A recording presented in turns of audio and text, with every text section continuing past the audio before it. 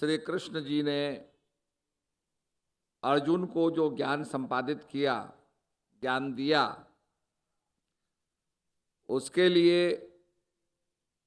श्री कृष्ण महाराज कहते हैं कि तुम बड़ी एकाग्रता से, ध्यान से, विद डीप कंसंट्रेशन तुम मेरे उपदेशों को सुनो। आज हम ये पाते हैं कि हमारा मन इतना चंचल है, इतना विसिलिएट करता है दुनिया के अंदर। इसलिए कहा कब मन रंग तुरंग चढ़े, कब मन सोचत है धन को। ये मन जो है इतना संसार के अंदर भटक रहा है कि आज का मानव अशांत हो गया। इसका बड़ा सुंदर विवरण किया है विदुर जी। देशाटन को जाते हैं, घूमने जाते हैं, जब लौट करके आते हैं तो सभी कहते हैं विदुर जी आप कहाँ गए थे, क्या देखा आपने? संसार के अंदर आप भ्रमण करके आए हैं, आपने क्या अजूबा चीज देखी? What is the most extraordinary unique thing you have seen? क्या देखा है आपने? तो विदुर जी कहते हैं, महाराज धृतराष्ट्र को कहते हैं कि महाराज मैं दुनिया घूम रहा था और दुनिया घूमते घूमते मैंने देखा कि एक हाथी का महावत अपने हाथी को मदिरा पिलाता है, शराब पिलाता है। पहले तो उसका महावत ऊपर बैठा था, जब हाथी ने शराब पी तो हाथी मदमस्त हो गया और ये भूल गया कि महावत उसका स्वामी है। अब वो हाथी महावत को मारने के लिए दौड़ता है। वो कहता है कि इस महावत ने मुझे डंडे से मारा, मैं इसको समाप्त करूंगा। और महावत भागता है, भागते भागते उसे कुआं मिलता है, कुएं में कूद मारता है, छलांग मार देता है। नीचे गिर रहा होता है, एक जड़ लटकी होती है, जड़ को पकड़ लेता है। प्रसन्न होता है, मैं बच गया, मैंने जड़ को पकड़ लिया। नीचे देखता है तो नीचे अजगर बैठा है, मुंह खोले, ये गिरे तो मैं इसको खाऊं, मुझे तो खाना मिला ही नहीं है बहुत दिन से।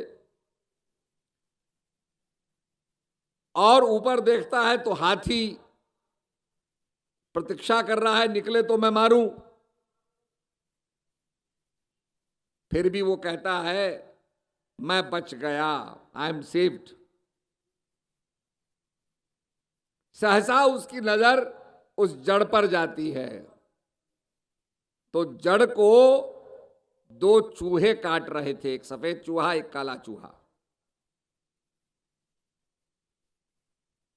एक बड़ा वृक्ष था लगा हुआ, उसमें मधुमक्खी का छत्ता था, छत्ते से शहद गिरा और शहद गिर करके उस महावत के मुंह में गया और वो शहद का रसास्वादन कर रहा है, चख रहा है।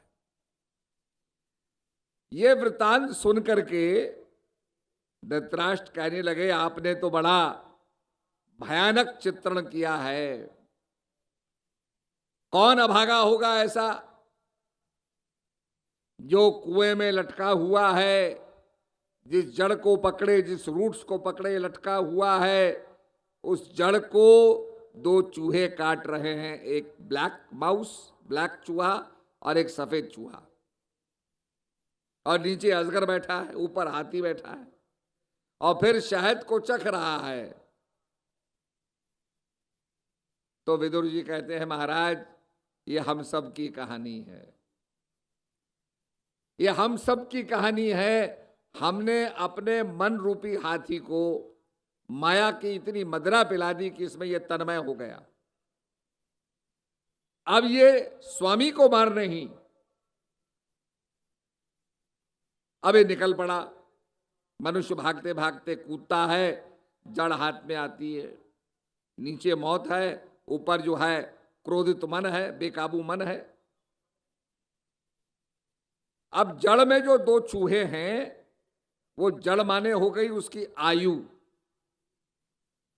That is the life root, और उसको काट रहे हैं दो चूहे, एक सफेद चूहा एक काला चूहा, जिसका मतलब होता है दिन और रात, दिन के बाद रात, रात के बाद दिन। ये दोनों चूहे हमारी आयु को काट रहे हैं और धीरे धीरे हमारी आयु समाप्त हो जाएगी। चूहे उस जड़ को काटेंगे और वो आदमी नीचे गिरेगा। ये जब विदुर जी महाराज ने चित्रण किया, ये बताया तो सब बड़े अचंभित हो गए कि क्या है ये, क्या ऐसा कैसे हो रहा है हमारे साथ। पर ये सबकी कहानी है, और सबकी कहानी इसलिए है कि हमारा मन वश में नहीं है। इसीलिए हमारे शास्त्र कहते हैं कि इस चंचल मन को एकाग्र करो। हम मंदिर में क्यों जाते हैं? ये मन जो भटक रहा है इसको एकाग्र करने जाते हैं। भगवान के आगे हाथ जोड़ करके आंख बंद करके ध्यान करते हैं ताकि मन का चंचलपन समाप्त हो। एकाग्रता, वी फोकस आवर माइंड्स। और जैसे आपने देखा होगा, धागे होते हैं, एक एक धागे को आप लेंगे खींचेंगे टूट जाएगा, पर आप एक एक धागे को लेकर के आप उसे लपेटेंगे, उसको इंटरवाइन करेंगे, तो क्या होगा? वो मजबूत रस्सी बन जाएगी। आपने देखा होगा बहुत से फाइबर होते हैं, रेशे होते हैं, अपने आप में बड़ी ताकत नहीं होती रेशों में, पर उन रेशों को बांध करके इंटरवाइन किया जाता है, उनको लपेटा जाता है, जैसे तार होता है। एक तार, दूसरा तार, तीसरा तार, उसको आपस में लपेटेंगे तो वो केबल इतना टेंसाइल स्ट्रेंथ उसमें हो जाती है कि वो किसी वजन को उठा लेता है। ये बिजली के तार आपने देखे होंगे, इसके अंदर भी केबल को लपेटा जाता है। इसका मतलब हमारा माइंड फोकस्ड होगा तो उसकी ताकत होगी। जैसे बल्ब जल रहे हैं, इन बल्बों की रोशनी कहां तक पहुंच रही है? नीचे धरती तक पहुंच रही है, थोड़ी दूर तक पहुंच रही है। इस मैदान को सारे बल्बों ने आलोकित किया हुआ है, पर और जगह अंधेरा ही अंधेरा है। पर विज्ञान कहता है कि अगर ये जो बल्ब है, इससे जो रोशनी निकल रही है, जो फोटॉन्स निकल रहे हैं, इनको आप कंसंट्रेट कर दोगे तो यही बीम लेजर में परिणित हो जाएगी। और लेजर बीम जितनी बड़ी धरती पर होती है, अगर उसको चंद्रमा तक फोकस करोगे तो चंद्रमा तक भी उतनी ही रहेगी, वो डाइवर्स नहीं होती क्योंकि कॉन्सेंट्रेटेड होती है। आप देखिए बिजली जल रही है,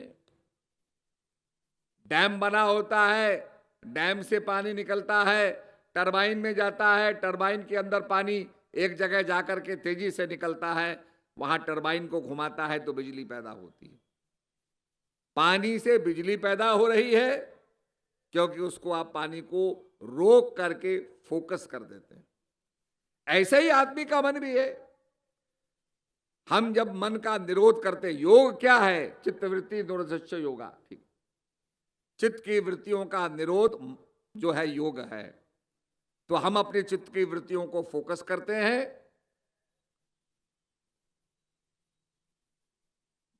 कंसंट्रेट करते हैं, और उसका परिणाम यह होता है कि हम प्रभु को पा लेते हैं।